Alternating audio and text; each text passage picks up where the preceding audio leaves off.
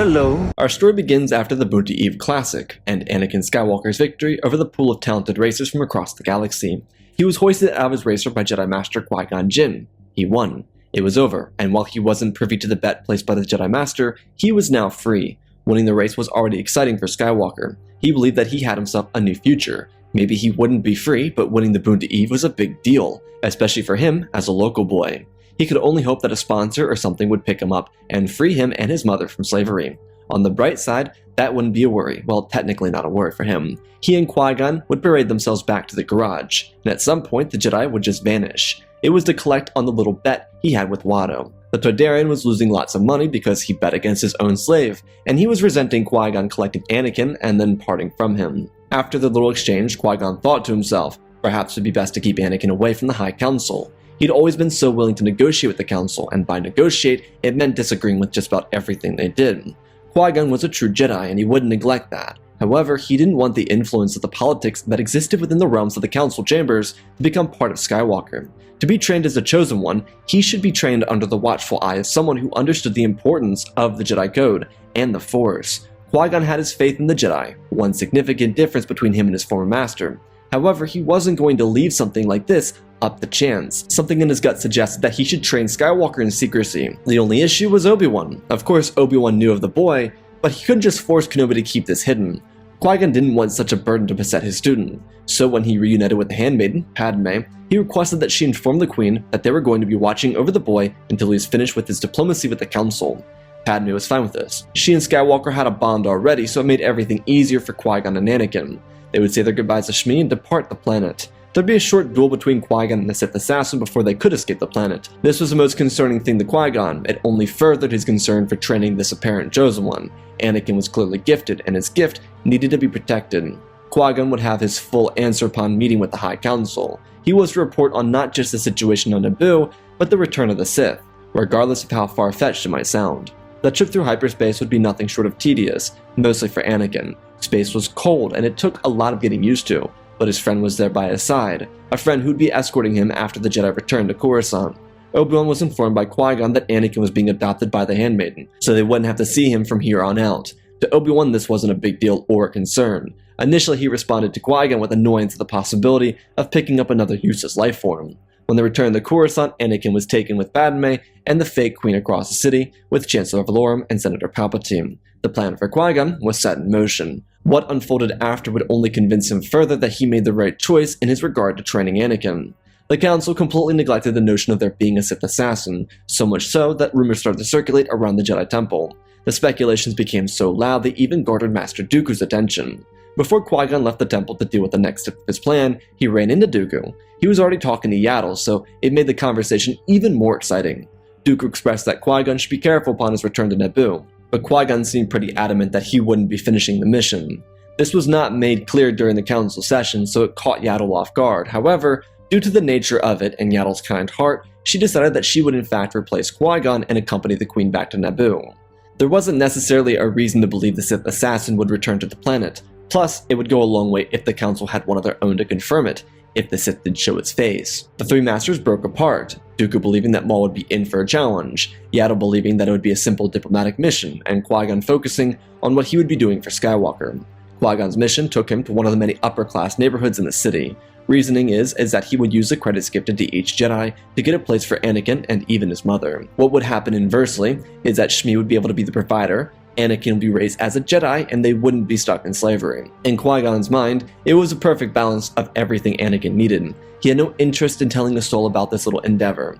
He just wanted to be quiet and make sure the boy was trained as a Jedi. It seemed easy enough. He picked a place out that seemed perfect for the Skywalkers. On the other side of the city, the Dark Lord of the Sith continued to gain his own sense of power. He was changing up strategy to be more efficient, simply due to Padme arriving on Coruscant. Now they would simply move the effort to the Senate and force a vote of no confidence in Valorum. One can't plan for everything, but they can adjust, and that's what he did. However, there was something that caught his attention. Sidious was always aware of his surroundings and the presence of the Force in those around him, and as he was in a room, he could feel great power. Being that he'd been around the Queen before, he knew it wasn't her, though this boy from Tatooine, he could be the answer to the tingling in his senses. Turns out, after a few moments of trying to see if he could be anybody else in the room, he realized that it was in fact the boy. Palpatine just made a quick notice of the boy to make him feel included before moving on to the politics of the Republic. He needed to take control over the galaxy. This was one of the most instrumental steps in getting it to work. The meetings with the Queen went well enough, considering he was able to convince her to force the vote against Folklore. Before the Queen or the Jedi would return to Naboo, Palpatine locked onto Anakin's essence. Palpatine was the new Chancellor of the Republic. The Council agreed to allow Yaddle to go to Naboo. Obi-Wan was a new Jedi Knight, and Qui Gon had everything he needed ready. He would send himself back out to Tatooine to free the Mother. This meant that Anakin would not be traveling anywhere. While the Queen would return to Naboo, Sabe would be left behind by Padme to watch over Anakin. She didn't want him being alone. Qui-Gon had to be as separated from the situation as possible, and because Anakin wasn't returning to Naboo, it only meant bad tidings for the Gungans, who agreed to fight on behalf of the Naboo.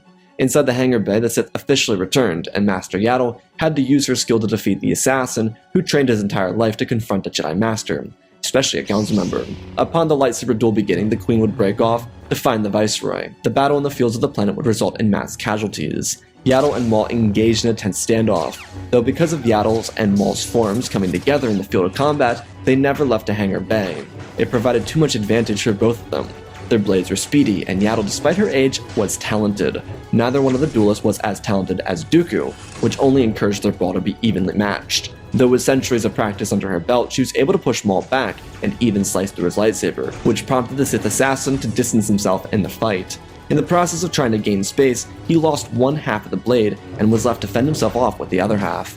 Yaddle obviously wasn't an aggressive Jedi Master, but she was doing what she had to do. It was the Sith. They were the ancient enemy of the Jedi, and their very existence was a harm to the Force. She could not allow that to continue.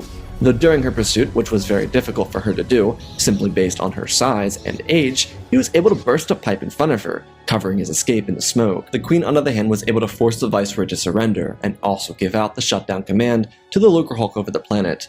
The command couldn't have come at a better time, but several Gungans were sacrificed for this victory. Maul knew that he would face the wrath of his master if he didn't go and help the Viceroy, but by the time he arrived, Master Yaddle had beaten him there, and he wasn't going to challenge her again. He knew what he needed to do, and so he would run away. The galaxy was huge. Perhaps he could find another method. He didn't want to go back to Coruscant and be tortured by his master again, though the big issue for him was the fact that he didn't know much. Palpatine didn't allow him to have access to anything, so his knowledge was very limited. He would have to scrounge for anything he could try and get ahead at least.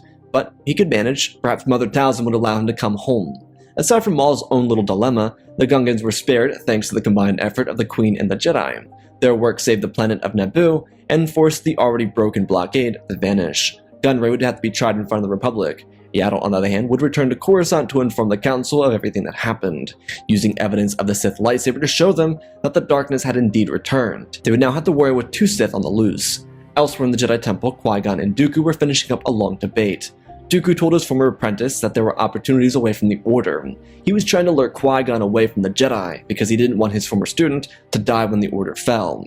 It would be tragic if he was killed in the coming war, and Dooku didn't want that to happen, but he could no longer stay behind as a Jedi. Qui-Gon informed his teacher that he had no interest in leaving. He chose the Jedi because they were the representation of the light. Regardless of how much he agreed or disagreed with the politics of the Council, they were still the good guys. It was a disappointing conversation for the two of them. Dooku believed that Qui-Gon would see the path and come with him. Luckily, he had 10 years to try and convince him to join the winning side. Qui-Gon, on the other hand, was trying to figure out what was so good to Dooku that he would just leave the Jedi Order for it. Master Dooku had always been much more unorthodox than Qui-Gon. Using Force choke on a senator when Qui-Gon was just a Padawan, it was the first time he really saw this darkness. Qui-Gon was disappointed with his master and how far he would go into leaving the Order. He was curious though. He wanted to know who Dooku was so confident in, and what they promised him. But despite the shame Qui-Gon had, he returned to the apartment where Anakin and Shmi were. Sabe started her return to Naboo after watching over Anakin in the meantime. They started with basic Force instruction, what every individual learns when they begin using the Force. Qui-Gon kept relatively close to the guidelines established by the Jedi Order. He was a true Jedi, as true as one gets. The balance he used was integral to being himself. He would pass that on to Skywalker. However, he didn't realize that there had been significant damage done to his new student. Upon his arrival to Coruscant, he began feeling a sense of dread. Initially, he believed it had to do with his mother being abandoned on Tatooine, but now that she was here with him, he no longer believed that was the case. Perhaps he felt as if the city would swallow him whole, considering the planet was so large. There were 3 trillion sentients on the planet, and that was overwhelming just to think of.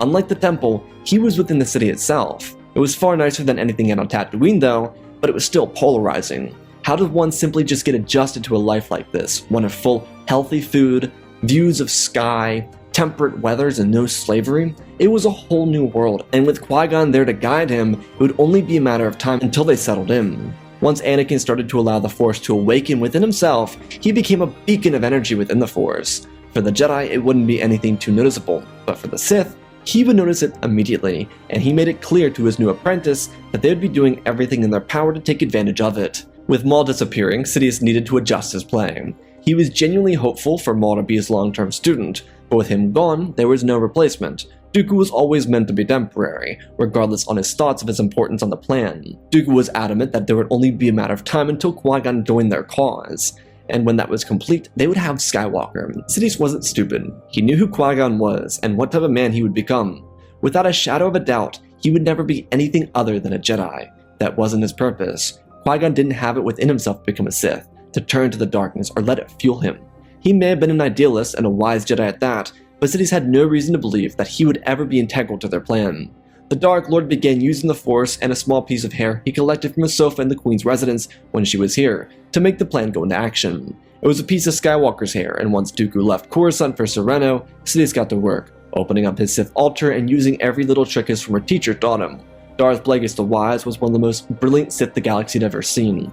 His intelligence was what allowed him to pass on so much knowledge to his pupil, though Sidious noted the importance of Skywalker not being within the Jedi Order itself. With Qui-Gon teaching as a sole master, Sidious could take advantage of an individual master.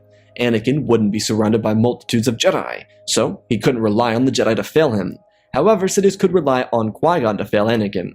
It was unlikely to happen early on, but Sidious wasn't in a rush. Darkness would rise, and as long as the Chosen One was a Sith, then the darkness would be permanent. Sidious started with simple things, twisted realistic nightmares. These nightmares would be watching his mother walk off their 14-story-high balcony to her death because of Qui-Gon saying the inaudible. The nightmares would then move to Skywalker's training with Qui-Gon, his master teaching him to enslave because that's what the Jedi did. After the dreams and nightmares, Sidious began altering memories, and this began not more than a year after Anakin's arrival. These memories would be from his first encounter with Qui-Gon to the most basic instruction. Sidious couldn't get close to Skywalker because of Qui-Gon's position on politicians, so instead of relying on himself, he relied on visions of the Force itself. He forced Anakin to trust a figure that only Anakin could interact with, an imaginary friend if you will, one that showed up in positive dreams and spoke to him whenever he felt isolated. The man went by the name of Bane. Anakin was none the wiser. All he could do was listen to what the man had said to him and internalize it. He spoke about this Bane to Qui-Gon, but nothing seemed extremely out of the ordinary to him. As the lessons continued further, Anakin started to notice something he hadn't realized from the beginning. The moment he realized it, the shock sent ripples throughout his entire body. How was this possible? How was it at all imaginable? Qui-Gon was using him. It only made sense, and the more he thought about it, the more he realized what was happening in his own home. Qui-Gon really did everything so he could have complete control over the two of them. Every day the cynical lie became more apparent to the young Skywalker. The way the Jedi Master spoke to him and how he spoke to Anakin's mother. They're being talked down to. Anakin then realized the dark presence that loomed over Qui-Gon's shoulders, and as Shmi gained friends in the capital of the Republic, she realized how bad the Jedi were for politics. The people in the area that Shmi and Anakin lived in were very against the Jedi. Most of them didn't think the Jedi did anything. And despite seeing Qui-Gon around the apartment complex, they didn't know Shmi was involved, but they encouraged her to think differently of the Jedi. Anakin overheard all this, and he began seeing it as if the Jedi were all trying to get their way with Outer Rim citizens. While Anakin was facing down his own dilemma on Coruscant, Maul was welcomed back to Dathomir, where he would join his brothers, Savage and Feral, on the other side of the planet. Maul, being the strongest of his brothers, would be able to encourage them to return to the witches. Mother Talza, knowing that her child suffered due to the carnage of the Sith, prepared to help Maul seize his revenge. She used dark magic of the Night Sisters to fuel both Savage and Feral with the incredible gift of the Force, both of them within the snap of a finger becoming just as powerful as their brother. The only thing now was to refine such power. Maul would handle that. Despite being taught during the era of the Rule of Two, Maul wouldn't abide by those rules. He would create his own system, and he would return the favor to his master. Maul wasn't as patient as he would have been otherwise. Because of Master Yaddle, who was still a serving member in the High Council, not killing him, Maul had no reason to be patient. He was trained to be hungry like a starved animal, and so he immediately wanted to hunt. The only issue was just making sure his brothers were ready. Without having ever taught anyone before, he wouldn't know the proper time to trust his students with the endeavor of hunting down and killing Sidious and/or Jedi. So he would take his time with it, knowing that trusting the process would be integral for getting Savage and Feral ready. This wasn't a show of patience, this was a show of Maul fearing his master more than anything. Fear was the only thing keeping him from hunting down his former teacher immediately. The Sith Lord was not to be trifled with. That same fear brought him back to Mother Talzin and now would aid him in his revenge. With a couple years having passed by since the Battle of Naboo, the change was very apparent with an Anakin Skywalker. To Qui Gon, he believed he'd be the perfect instructor for Skywalker, though he noticed that the boy was growing in a darkness. He didn't ever try to discourage it, but he never encouraged it. The main goal for him was helping Anakin fit into the right position. Qui Gon had a fear, which was failing as Yoda had. It became clear that Count Dooku had left the Jedi and had no interest in their order. However, he became a political idealist, and Qui Gon was truthfully put off by it. He just knew what Yoda's reaction was to it, and he didn't want to fail in that same aspect. He just wanted to help Anakin become the best Jedi he could, though he knew the biggest issue was how Anakin would never technically be allowed into the Jedi Order. This also left a hole in the whole training of Anakin Skywalker thing, because Anakin wouldn't have a goal to shoot for him. Despite Yaddle never dying, Qui Gon would have the opportunity to join the High Council again, and he took it. The only reason for doing so was that he could keep a closer eye on the Sith. He wanted to know where they were and if they were still alive. Qui Gon, along with the rest of the Jedi Council, would be the first to know if anything happened, though Master Jin was plagued with why Anakin was no longer responding to lessons the way he had when they first started. He knew that he was pretty much Anakin's father figure, so where did he go wrong?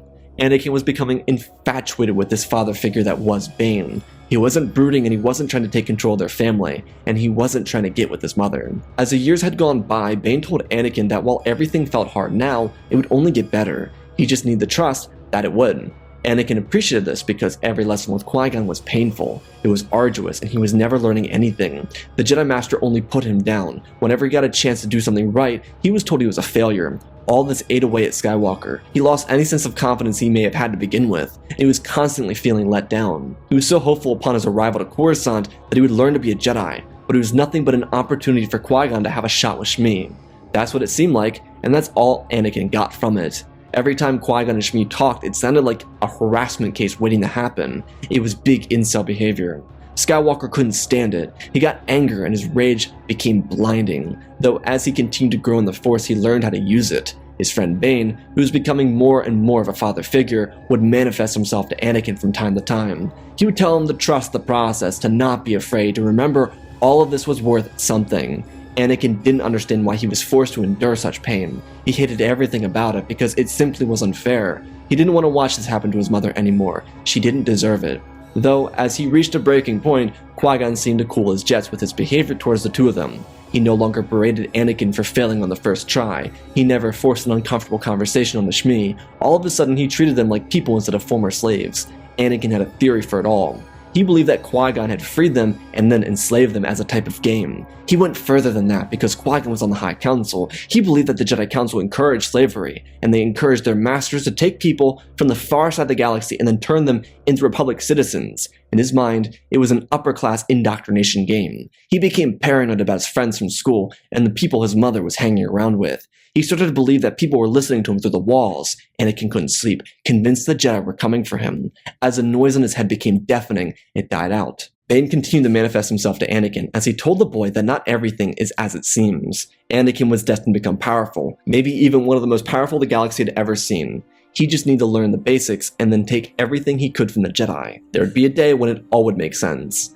Anakin of course spoke to Shmi about this, and while she believed that Anakin may have been misinterpreting a couple things here or there, she supported him and she also went against Qui Gon a couple of times. Each of those times expressing grievances, and each of those times, Qui Gon denied ever having done or said any of those things to Anakin. Shmi didn't quite understand, but she tried to support her son as best she could.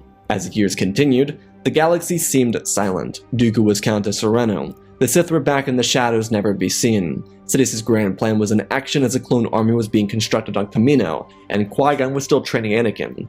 He at this point was no longer just a boy, still a teenager, a year removed from being an adult. Skywalker was losing patience and the Dark Lord could tell, so he forced his hand. Anakin wore himself very pridefully despite how he felt about Qui Gon. The Jedi Master was a prolific teacher, and he had turned Anakin into a real force. He refined his abilities, he used a lightsaber with patience, he wielded the Force without bounds. One of the days after Anakin turned 17, he ran into his mother after she came back from a day at work. She was holding her arm, and she dropped the bag onto the countertop. She turned back to see Anakin with a smile as she uncovered her arm. She looked at it and noted that it was a small cut. That's odd. She didn't remember getting cut. She just told Anakin that she accidentally walked into Qui Gon on the way in. Anakin and Qui Gon always practiced when Shmi wasn't home, and today's lesson was a meditation, which happened inside the apartment. Anakin asked what she meant when she said that Qui Gon walked into her. She shook her head, suggesting it was an accident, no reason to get upset. Anakin calmed down, and the rest of their night was relatively normal. Qui Gon hadn't ever been around Anakin during his sleep to see into his mind, but he wished he would have. Anakin always had very vivid dreams and nightmares, but that really started when he arrived here on Coruscant. There were a few on Tatooine, but every night, Anakin was going into a war zone with his thoughts and dreams. He was seeing Jedi do atrocious things, and because all of his dreams were so realistic, he just started to assume that they were all accurate representations of the Jedi. None of the events actually transpiring, but feeling as if they had. Anakin built a resentment towards the Jedi for a number of things, but at the top of the list was their neglect of slavery. Qui-Gon, having been on the Council, was able to get the Council to do something, but it was taking a longer time than he would have wanted. Qui-Gon told Anakin about it, but things sometimes just went in one ear and out the other. Though it was weird for Qui-Gon. Sometimes it was obvious what Skywalker was listening to. Other times, it was impossible to tell. Regardless, Skywalker was awoken by a nightmare involving his mother, which rattled him enough to wake him up. Anakin sauntered over towards the kitchen to grab some blue milk. When he got into the kitchen, he felt a disturbance. He could feel a breeze entering the apartment. That was odd. Shmi never liked having the doors open. It was a trauma response from living on Tatooine for so long. She assumed that even in their 119-story apartment, that someone would rob their 14th-story balcony. How ridiculous. Anakin turned over towards the door and saw a shadow on the floor. He sped around the corner and saw his mother standing on top of the balcony, her feet planted on the railing. There wasn't even a bending or shaking in her legs. This was weird enough as it was, because Shmi was afraid of heights. Anakin asked his mother to step down from the railing, and without saying a word or making her peep, her head turned all the way around, doing a 180. Anakin stumbled backwards, the shock terrifying him, as his mother told him to be enslaved by the Jedi. A snap was heard, and her head ripped all the way back around to the front of her face, and she toppled over the side of the railing. Anakin jumped up, slipping on the carpet and slamming his head down onto the ground. Before he got up, the door behind him slammed. Anakin didn't even pay attention to it as he looked over and saw his mother's body disfigured in the courtyard below. Rage filled his body as he turned back to the door, finally registering that it slammed shut. He bursted out the door and looked down the hallway. He saw long hair and brown robes flee down the hallway itself. Anakin chased the shadow, pulling the lightsaber from the kitchen table with the force, before the door slammed shut and he ran after the apparent Jedi Master. He couldn't believe it. The betrayal was so surreal. As he turned each corner, he could see the brown robes and long hair before they disappeared around the corner again. Anakin then realized he'd never find the Jedi Master, so he ran down to where his mother was. The pain of losing her was horrific. He couldn't handle it, and it would be the longest night of his life. The day that followed wouldn't be much easier, but it would make him feel just a tad bit better. Anakin would await for Qui-Gon, who upon learning of Anakin's mother dying by fall damage, would be over to the apartment immediately. Though there would be no sign of Anakin. He called out Skywalker's name as he wandered around the apartment looking for the boy. Qui-Gon knew how difficult this would be, especially since he never taught Anakin to give up his emotions. Anakin would be drowning in the pain of this, and as his thoughts continued to intensify, he found out the tragedy of his time training Anakin. Qui-Gon felt the warm heat of the lightsaber pass through his back and out of his chest. Skywalker wrapped his arm around Qui-Gon's shoulder and ripped the blade out. He stood over Jinn as he fell to the ground, looking up in shock. Anakin's lightsaber had a beautiful blue glow to it, and now it was tainted with darkness. The dark side corrupted every bit of Skywalker, and it claimed him more than ever. Skywalker stood over Qui-Gon and looked down at him with disgust. He used the Force to pull the Jedi's weapon into his hand before he used the Force to lift the dead body and threw him out of the apartment.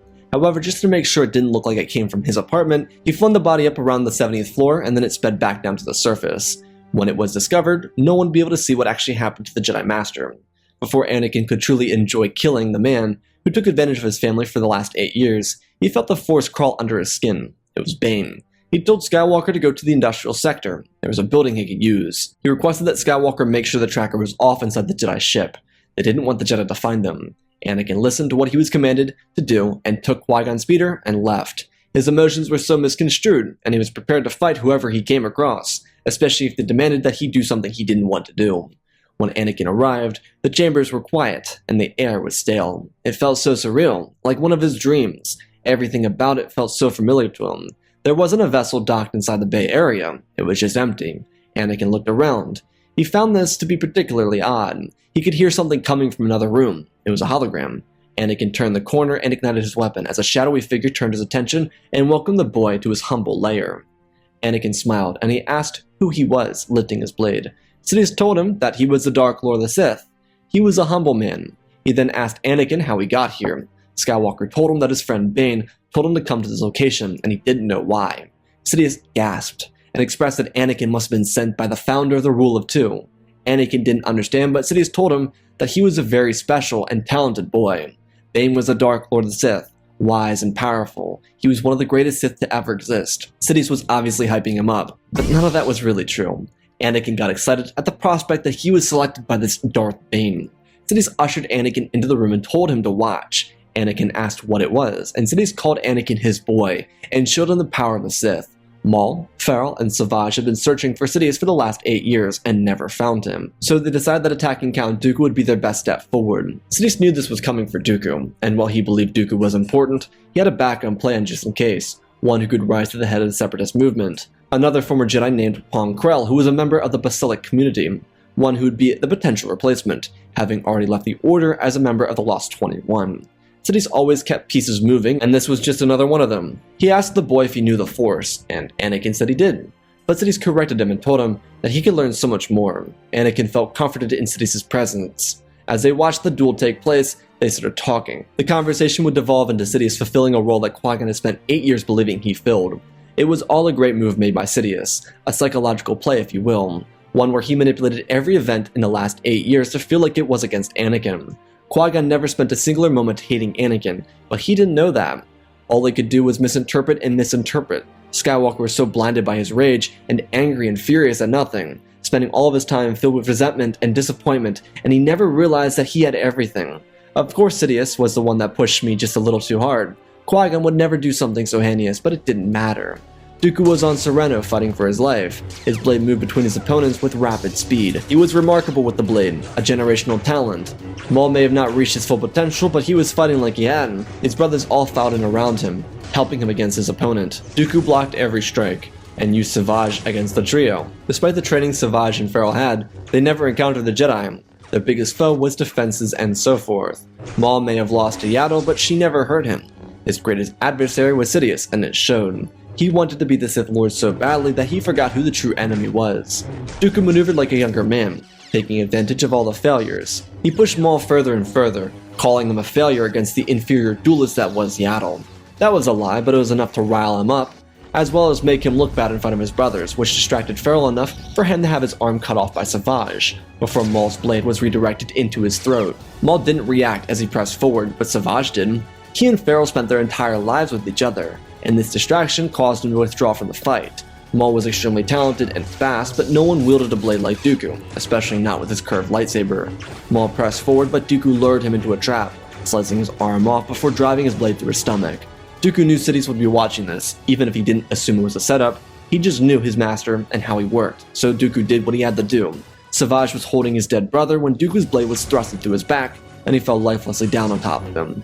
Maul looked over, watching Dooku kill 2 of his brothers, before realizing his error. Dooku turned his attention towards Maul and spun his lightsaber in his hand, and he told Maul that only 2 there could be, a master and an apprentice, as is the way of the Sith. Maul pleaded before his life was extinguished. Sidious laughed and then turned to Skywalker and asked him that he walk with him. They watched the entire fight and talked throughout it, but now they would continue the discussion. Sidious had some thoughts and he needed to play it like he didn't know anything about Anakin, because they never met. It didn't matter. He spent 8 years corrupting the boy from the side. He no longer believed in the Jedi. He just believed in the delusions he'd been shown the entire time, convinced the Jedi were out to get him and that his master killed his mother. He was hellbent on revenge, but truthfully, Sidious needed a place to expertly place him. There was no empire without Sidious, and he couldn't have Skywalker trying to replace that. So instead, Sidious decided he would give Anakin some tasks. They would all be simple, but they would require him to connect to the dark side further. Throughout this journey, Darth Bane, as he referred to by Sidious, would aid him. This assistance would be nothing but superficial, as Sidious was the one to do it. The Dark Lord knew Bane had a ghost inside the temple on Moraband, so he purposely showed Bane without the helmet, which wasn't even an accurate representation of him. All of it was just meant to get Anakin to go further into the darkness. Sidious just watched to make sure Skywalker stayed within his grasp. The Jedi, on the other hand, would begin an investigation into the death of Master Jinn, which completely destroyed Obi-Wan, who did take on a student in the meantime. Dooku didn't learn about it until after he killed the Zabrak brothers. He would be outraged, believing it was done by Sidious. Luckily, the death was so horrific there was no clear indication of how it was done. The public report said death by falling. They weren't necessarily calling it self-inflicted, but that was a tone the authorities had.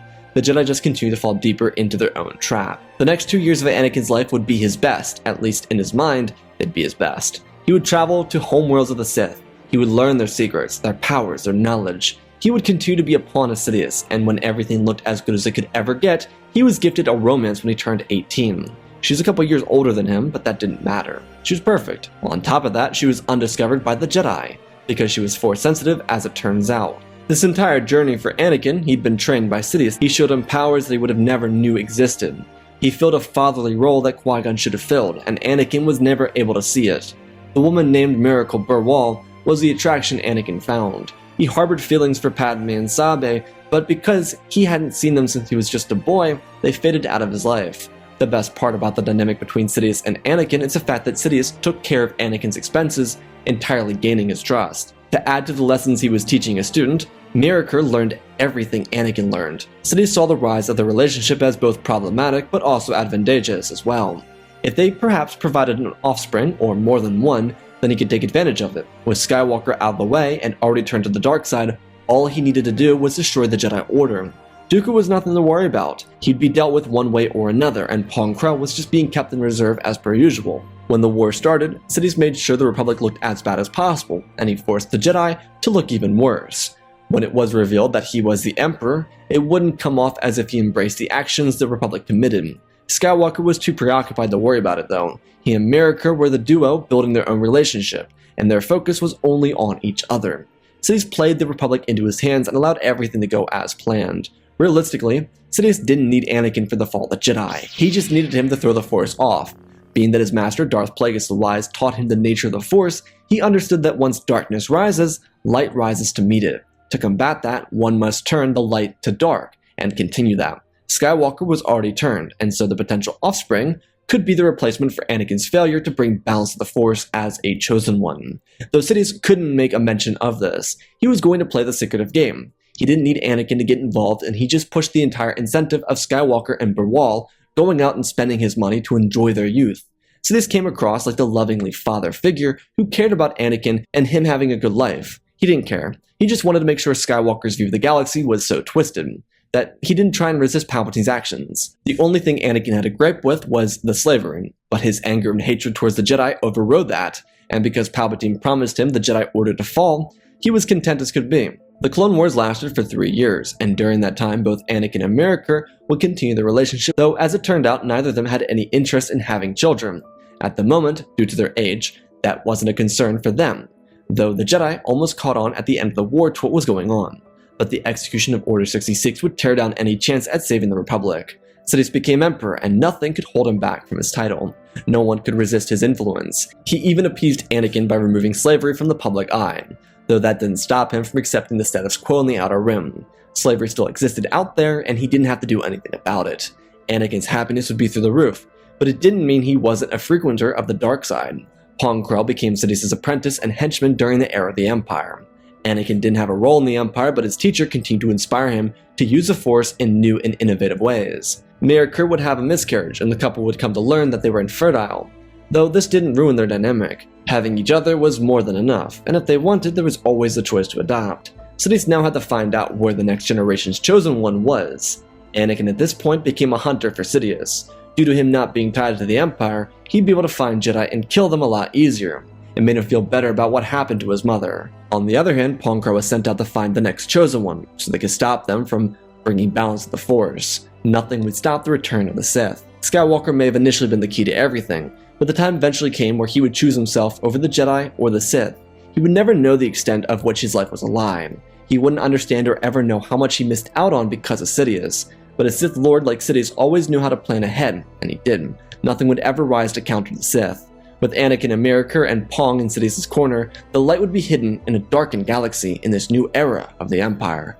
And that, my friends, is our story. Special thanks to Fantasy Folklore for joining us. Go check out their perspective. They have the light side version of the story on their channel. Otherwise, special thanks to all of our patrons: Galaxy Gaming, Tristan, Mandalore, Sir William, 1767, Darth Revan, Granddaddy Bane, Cullen Rooney, The Last Jedi, Apollo, Weewoo 670, Annika Stank Runner, CT7567, Oz of Oz, Darth Nox, Eternal Padawan, Joshua Tem, Johnny Naguin, Sans the Skeleton, Jedi Sloth, Mr. Yeet Gamer, Lord Calig, Youngling Slayer 66, Madman Studios, Anakin 003, Lord Draken, Fortis Legacy Star Wars, Erebus, Rex the Wolf, The Man with 3 First Names, Dark Saint 46, Baron Joshua, and Lord Deadwing for supporting the channel. Smash that like button. If you want to support me in other ways, go check out the Patreon. Sith Clone Wars Early Access and animations are on there. Otherwise, let's spot the story real quick. So both Fantasy and I decided that the midpoint would be where Dooku left the Order or stayed in the Order, and then from there we kind of went our own directions. For me, I wanted to do this kind of like different approach where Anakin was living this upper class life, so you'd expect nothing to go wrong. And it gets twisted on his head because Palpatine has used the dark side to like fuel himself into Anakin and then take advantage of that dark side being present there. I like the idea of Anakin not having a large like presence in the Empire, because truthfully, at some point, Sidious could realize that he didn't need Anakin. He just needed him to not go against him. And as long as Anakin's not concerned with him, then there's no reason for him to worry about Anakin rising to become the chosen one, per se. And so with Anakin focused on his wife, or his partner, he wouldn't have any reason to be, oh, the Sith are bad. So anyways, hope you all enjoyed. Go check out Fantasy. I love you all, spread the love, and always remember, my friends, may the Force be with you.